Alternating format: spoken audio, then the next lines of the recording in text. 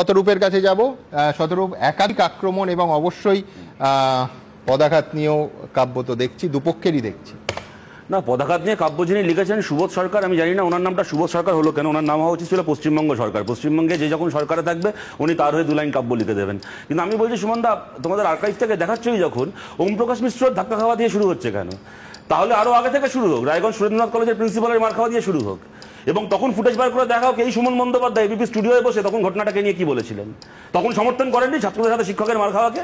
আর মুখ্যমন্ত্রী তখন স্বামী বিবেকানন্দকে কোট করে বলেননি এটা ওদের রাইট টু ব্লান্ডার, ওদের কাছ থেকে শিখতে হবে এখন শিক্ষকের সম্মান। আরো পিছিয়ে যাও, এই মুখ্যমন্ত্রীকে মুখ্যমন্ত্রী করার জন্য 2010 সালের 5ই সেপ্টেম্বর আনন্দবাজার পত্রিকার প্রথম পাতায় এত বড় ছবি বেরিয়েছিল, দিবাকর মাহাতো, তিনি একজন শিক্ষক, মাওবাদীদের হাতে খুন হয়ে পড়ে আছেন, হাতে একটা কলম ধরা রয়েছে। ওই দিবাকর মাহাতোর কলম ধরা হাত দিয়ে আলোচনা শুরু হোক, ওম প্রকাশ মিশ্র হাত ধাক্কা দিয়ে শুরু হবে কেন? আর আমি আজকের আলোচনায় আসছি সুমনদা, আপনি বললেন মেদিনীপুরের যারা ডিআই অফিসে যারা বিক্ষোভ দেখাতে গেছে তারা কেন আমরা যোগ্য সেই প্ল্যাকার্ড ডিআই এর হাতে ধরিয়ে দিয়েছে, ডিআইএস এর হাতে ধরিয়ে দিয়েছে। আর আপনি বসে আগের দিন নেতাজি ইন্ডোর স্টেডিয়ামে আমরা যোগ্য প্ল্যাকার্ড নিয়ে বসছিলেন কেন দাদা? আপনি কি আপনার চাকরি গেছে? নেতাজি ইন্ডোর স্টেডিয়ামে তো আপনার ছবি বেরিয়েছিল ফেসবুকে, আমি দেখাচ্ছি, এক্ষুনি আপনাকে দেখাচ্ছি, ছবি দেখাচ্ছি, ভিডিও দেখাচ্ছি। আমি এই কারণে বলছি, হ্যাঁ আমি এই কারণে বলছি, আপনি কি করতে গেছিলেন নেতাজি ইন্ডোরে? সভা তো ছিল যারা চাকরি হারিয়েছে তাদের জন্য। Very good. আপনার বলার সময়, আপনার বলার মাঝখানে থামিয়ে দিয়ে আমি সহানুভূতি দেখাইনি, এরপর থেকে দেখাবো কিন্তু এরা হলে। কেমন সহানুভূতি না আপনার?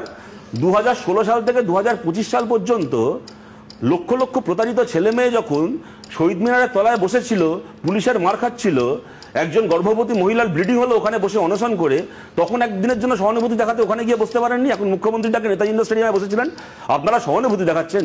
আমি জিজ্ঞেস করছি সুমনদা, যারা চাকরি করলো তাদের চাকরি গেল, তারা পুলিশের মার খেলো। যারা এর আগে এদের চুরির জন্য প্রতারিত হয়ে আজকে 7 বছর 8 বছর 9 বছর ধরে ধর্ণা দিচ্ছে, তারা একাধিকবার পুলিশের মার খেয়েছে। কখনো গান্ধী মূর্তির সামনে, কখনো বিকাশ ভবনের সামনে, একাধিকবার পুলিশের মার খেয়েছে।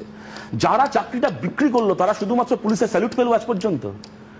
আজ পর্যন্ত একটা উদাহরণ দেখাও দেখি যারা চাকরিটা বিক্রি করেছে তাদের গায়ে একটা পুলিশের আঁচল ডেকেছে। এমনকি যে পার্থ চ্যাটার্জি, অর্পিতা যে জেল কাটছে, তারাও জেলে গেছে সিবিআইডির জন্য। মমতা বন্দ্যোপাধ্যায়ের পুলিশের কি ভূমিকা আছে চাকরি চোরের বিরুদ্ধে একটা ব্যবস্থা নেওয়ার ক্ষেত্রে? কারণ আজকে প্রশ্ন করা হচ্ছে এনারা কেন গেছেন? এনারা তো প্রথম দিন যাননি ডিআই অফিসে, দিনের পর দিন এদের সঙ্গে প্রতারণা করেছেন। প্রথমে যখন মামলা হয়েছে বলেছেন যে না, সব রিক্রুটমেন্ট ফেয়ার হচ্ছে, কোথাও কোনো অসুবিধা নেই, আপনারা চাকরি করুন, কোনো অসুবিধা হবে না। তারপরে যখন হাইকোর্টে মামলা হলো, কেস হারলো সরকার, এদের চাকরি চলে গেল, তখন কি বললেন? তখনও সুযোগ ছিল, হাইকোর্ট বারবার করে বললো ওএমআর প্রকাশ করুন, ওএমআর জমা দিন। বলো কোনো ওএমআর জমা দিতে হবে না, আমরা ওএমআর নষ্ট করে দিয়েছি, কিন্তু কোনো অসুবিধা নেই, সুপ্রিম কোর্টে আমরা বুঝে নেবো। আপনি মমতা ব্যানার্জি আপনি আশ্বাস দিয়েছেন, সেদিনও এটা ডিআই অফিসে যায়নি। আমি বলছি যাওয়া উচিত ছিল, সেই দিনই যাওয়া উচিত ছিল। এনারা আপনাকে ভরসা করেছিলেন, এনারা তো কোথাও যাননি, কোথাও বিক্ষোভ দেখাননি। সুপ্রিম কোর্টে আপনি নাকি বুঝে নেবেন। যেদিন স্টে অর্ডার হলো উদ্বাহু হয়ে নৃত্য করলেন, যেই তো বলেছিলাম সুপ্রিম কোর্টে বুঝে নেবো, বুঝে নিয়েছি। আজকে সুপ্রিম কোর্টের রায়টা গেল, সুপ্রিম কোর্ট বারবার করে আপনাদের কাছে ওএমআর চাইলো, দিলেন না। তারপরে নেতাজি ইন্ডোর স্টেডিয়ামে মুখ্যমন্ত্রী সভা করলেন, একটার পর একটা মিথ্যে কথা বলে গেলেন। বলা হলো মাইনে বন্ধ হবে না, স্যালারি পোর্টাল বন্ধ হয়ে গেল। তারপরে এরা যাচ্ছে এবং এত বড় তঞ্চকতা, এনাদেরই অভিযোগ এবং এত বড় তঞ্চকতা। আমি আপনাদেরকে বলছি, আগের দিনে কথাটা হয়েছে এখানে, হাইকোর্ট রায়টা দেওয়ার পরে, হাইকোর্ট রায়টা দেওয়ার পরে এই যে সরকার বলছে আমরা সুপ্রিম কোর্টে অ্যাপিল করেছি, অ্যাপিলটা কি নিয়ে করেছে? একবার একটা লোকেরও চাকরি ফেরানোর জন্য সুপ্রিম কোর্টে যায়নি সরকার।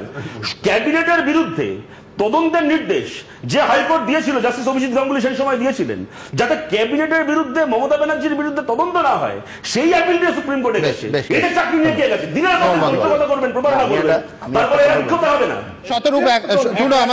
সুপারনিউমারিক পোস্ট নিয়ে সুপ্রিম কোর্ট রায় দেয়নি, যেহেতু সবকটা পোস্টই বাতিল হয়ে গেছে, অতএব আলাদা করে সুপারনিউমারিক পোস্ট নিয়ে তদন্ত করার দরকার নেই, এটা বলেছেন। তবে সুমনদা একটা কথা আপনাকে বলছি, সুপারনিউমারিক পোস্ট নিয়ে এই যে সিবিআই তদন্তের যে নির্দেশ দেওয়া হয়েছিল সেটা খারিজ হয়েছে। সুপ্রিম কোর্ট যে গোটা প্যানেলটাই যেহেতু বাতিল হয়ে গেছে, সেহেতু আলাদা করে সুপারনিউমারিক পোস্টের প্রাসঙ্গিকতা নেই। দুই রাজ্যপালের সই। আমি একটা কথা বলছি, আমি শতরূপ আরেকটা কথা বলার আগে আমি শতরূপ একটু আগে বারবার বলছিল যে পিছনে ফিরে যাও, পিছনে ফিরে। আগা গোড়া বামফ্রন্ট সরকারের নন্দীগ্রামের পরেও পাশে ছিলেন এবং পাশে দাঁড়িয়েছেন সুবোধ সরকার। এগুলো তুমি আমাকে মনে করালে নাকি এগুলো তুমি ওনাকেই মনে করালে? না, তোমাকে মনে করালাম। আপনি এত মনে রাখা করলেন যে তোমার সরকারের পাশে ছিলেন। আমি তো সেই কারণে বলা শুরু করলাম এইটা বলে যে উনি সুবোধ সরকার নন, উনি পশ্চিমবঙ্গ সরকার।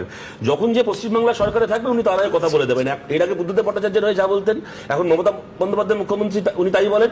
এরপরে যদি স্যান্ডি সাহেব আর অনুমণ্ডল আমাদের মুখ্যমন্ত্রী হয়, তাদের হয়ে উনি একই কথা বলবেন। আমার সুতরাং আমি এই কারণেই বলছি এখানে উনি গুরুত্বপূর্ণ নয়।